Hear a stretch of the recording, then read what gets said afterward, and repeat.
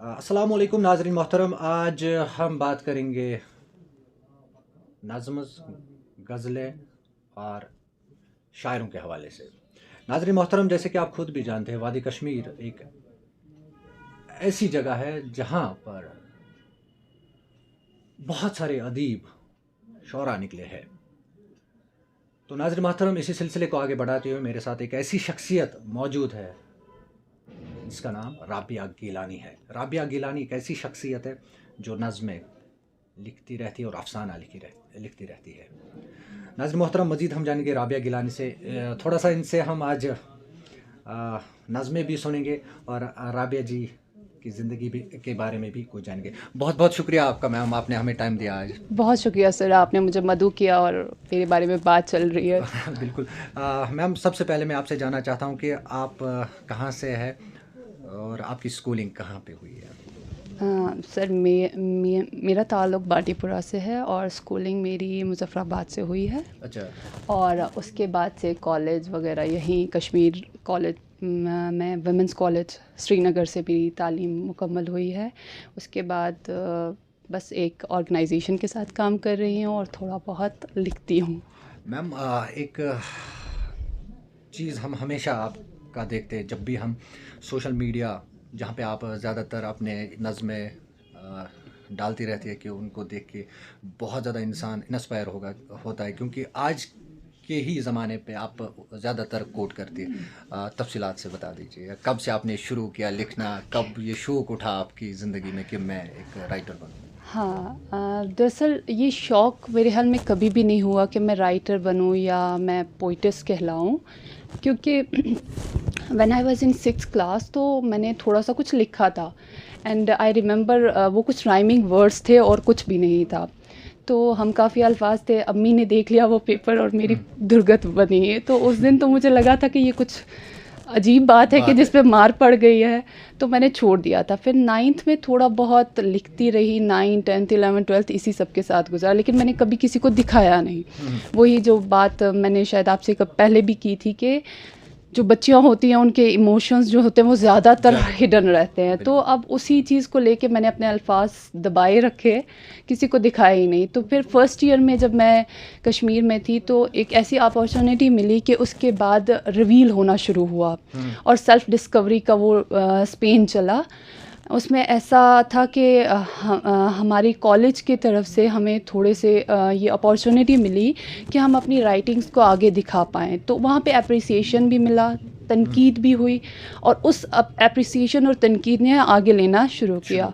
और वहाँ से मेरा लिटरेरी ये सफ़र शुरू हुआ कि हाँ, कि ख़ुद को इस सोसाइटी के साथ कनेक्ट करने का या अपने इमोशंस को कनेक्ट करने का वो सफ़र तब शुरू हुआ और इमोशंस को डिस्कवर करने का। बहुत ज़्यादा आपने आज तक लिखा होगा कि नज़्म को लेके, किताबी सूरत में आज तक आपने क्यों उनको शाया नहीं किया? हाँ, बहुत सारा लिखा है, मतलब काफ़ी सारी डायरीज़ पढ़ी पिछले है 4 घर साल में। से हम भी आपको देख रहे हैं। बिल्कुल। तो 4 साल से पहले की अगर हम बात करें, बहुत ज़्यादा मवाद आपके पास जमा होगा, मतलब लिटरेचर को लेके मतलब जो आपने लिखा होगा।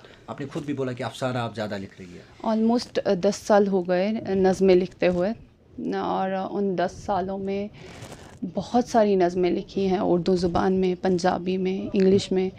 तो बहुत कुछ लिखा है, मगर अभी तक किताबी शक्ल में इसलिए नहीं छापा या पब्लिशिंग इसलिए नहीं की। उसका एक मेन रीज़न ये रहा कि अभी तक मुझे वो लगा नहीं कि अभी इसको छापना चाहिए या अभी इसकी पब्लिशिंग होनी चाहिए।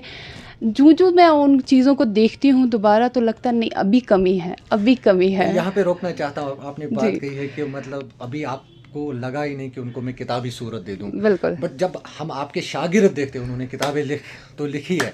और हाल ही में साहिल मुश्ताक की एक बुक मंजर आम पे आई है, जिसमें वो डायरेक्टली आपको बोल रहा है कि मेरी जो उस्ताद है वो राबिया गिलानी जी है। जब उन्होंने लिखा, आपने क्यों लिखा? माशाल्लाह कि मेरे स्टूडेंट्स जो हैं वो मेरे से ज़्यादा कॉन्फिडेंट हैं और कॉन्फिडेंस ही एक ऐसी चीज़ है जो अभी तक मुझे लग रहा है, मैंने एक नावल जो है, एक अफ़साना मेरा मुकम्मल हुआ था 2020 में मैंने स्टार्ट किया था और वो 2022 में कंप्लीट हुआ, लेकिन मैंने अभी तक उसको पब्लिश नहीं किया है। अब उसमें मेरे बहुत सारे तहफ़्फ़ुज़ात हैं, लाइक मैं एक नज़्म गो शायरा हूँ, जैसे मैंने आपसे पहले भी जी, जी। कहा, और मुझे लग रहा है कि अभी मुझे और वक्त देना चाहिए, तो शायद मैं कुछ अच्छी चीज़ के साथ आपके सामने आऊँ। बट जब भी हम लोगों से डिस्कस करते हैं आपके बारे में, कहीं ना कहीं हर कोई बोल रहा है कि सोशल मीडिया, जैसे फेसबुक की बात करेंगे, ट्विटर की बात करेंगे, आप वहाँ पे अपनी जो नज़में डालती रहती है उनको देखकर लोग बहुत ज़्यादा मुतासिर भी होते हैं। जी। तो बेताबी से लोग इंतज़ार कर रहे हैं कि कब आ जाएगी पूरी की पूरी बुक। जी, बेशक इसमें कोई शक नहीं है कि काफ़ी लोगों का इंस्पिरेशन लग रहा है वहाँ पर, लेकिन अभी तक तो मैंने ऐसा सोचा नहीं है, लेकिन अब मुझे लग रहा है कि मुझे सोचना चाहिए और बिल्कुल। इंशाल्लाह किसी अच्छी चीज़ के साथ मैं आप लोगों के सामने आऊँगी। लोग तवक्का रखेंगे इंशाल्लाह आने वाले ज़रूर, वक्त में राबिया जी की बुक। इंशाल्लाह।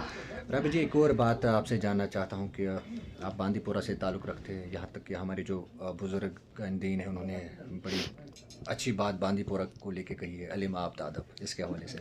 बिल्कुल, ये इसमें तो कोई शक नहीं है कि इल्म आब और अदब बांडीपुरा की डेफिनेशन है, क्योंकि हमारे यहाँ माशाल्लाह बहुत ज़्यादा अदीब शौरा, बिल्कुल। आपने भी देखे होंगे, काफ़ी बड़े बड़े नाम जो हैं, नामवर शख्सियात हैं शख्सियात, हम बांडीपुरा से।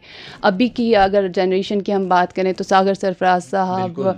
और ऐसे ऐसे नाम हैं कि मैं गिनना शुरू अजीज़ करूं तो हाजी साहब, बिल्कुल बिल्कुल, बहुत बड़ी मैं बोलना शुरू शख्सियत करूं तो निकलते हैं। मुझे लगता है मैं नाम ही पूरे नहीं बोल पाऊंगी पूरे बिल्कुल। इंटरव्यू में। तो माशाल्लाह ऐसी बहुत सारी शख्सियात हैं, तो ये कहना बजा है कि इल्म अदब और आप बांडीपुरा है और बांडीपुरा इल्म अदब और आप है। बिल्कुल। नज़म आपसे सुनना चाहते हैं हम, हमारे नाजरीन को भी सुना दीजिएगा। बिल्कुल, ज़रूर मैं सुना दूंगी। तो एक नज़्म है कि जिसका उन्वान है, रिसेंटली ही लिखी है मैंने, तो ला हासिल। ला हासिल। आप सबकी नज़र नज़्म ला हासिल। जी, प्लीज़।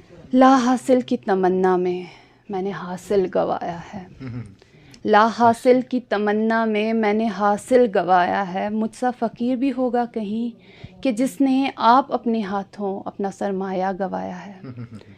तोड़ डाले हैं ज़ीस्त के सारे पहलू, मैंने आप अपनी ज़ात का अलिफ गवाया है। बेनाम की है शख्सियत अपनी, आप अपना नाम मैंने गवाया है। गुजार दी है ज़िंदगी बाकी अब फ़कत चंद रोज़ का खेल है, गुजार दी है ज़िंदगी बाकी अब फ़कत चंद रोज़ का खेल है।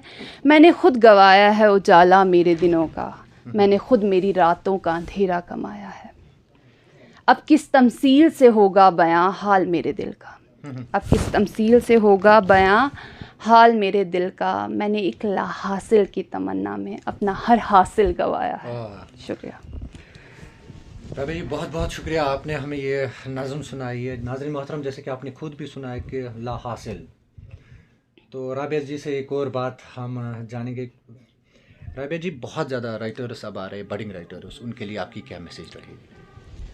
सर, मेरा मैसेज यही रहेगा कि एक चीज़ जो सभी बोलते हैं, मेरे हाल में आप किसी भी राइटर से पूछेंगे तो वो ये ज़रूर बोलता है कि पढ़ो पढ़ो और पढ़ो फिर लिखो।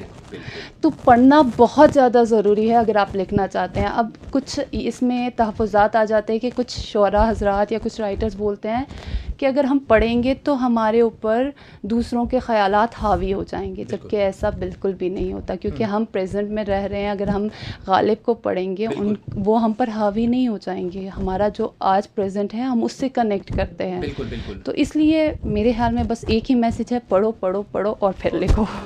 आपका बहुत बहुत शुक्रिया राबिया जी, आपने हमें टाइम दिया, बहुत बहुत शुक्रिया आपका। बहुत शुक्रिया सर, बहुत शुक्रिया मुझे बुलाने के लिए। तो नाज़रीन मोहतरम, जैसे कि आपने सुना, ये थी हमारे साथ राबिया गिलानी जो बात कर रही थी नज़्म और अपनी ज़िंदगी के हवाले से। राबिया जी का ताल्लुक़ शुमाली कश्मीर ज़िला बांदीपोरा से है। राबिया जी अक्सर व बेशर अफसाना और नज़्म लिखती है। राबिया जी का यही कहना है कि जो बच्चे लिखना चाहते हैं उनके लिए एक ही मैसेज, पढ़ो पढ़ो पढ़ो और लिखो। बहुत बहुत शुक्रिया आपका।